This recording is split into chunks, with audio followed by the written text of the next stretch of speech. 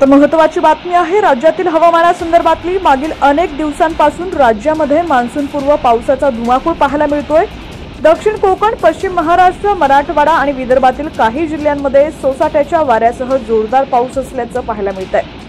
पुढील 24 तासासाठी देखील हवामान विभागाने राज्यातील बहुतांश जिल्ह्यांना वेगवेगळे अलर्ट जारी केलेले आहेत।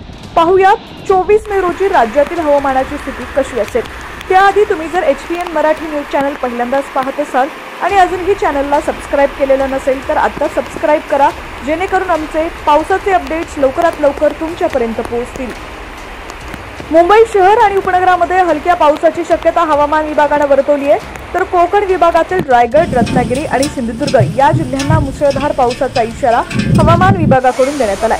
पालघर, ठाणे या जिल्ह्यांमध्येही जोरदार पावसाची शक्यता वर्तवण्यात आली आहे। पश्चिम महाराष्ट्रातील बहुतांश जिल्ह्यांमध्येही जोरदार पावसाची शक्यता हवामान विभागाने वर्तवली आहे। अहिल्यानगर आणि पुणे या 2 जिल्ह्यांना ऑरेंज अलर्ट देण्यात आलाय।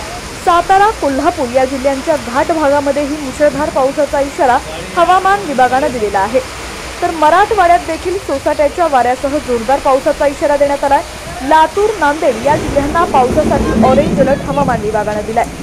विदर्भामध्येही पावसाची शक्यता कायम आहे। विदर्भातील बहुतांश जिल्ह्यांना हवामान विभागाने येलो अलर्ट जारी केलाय।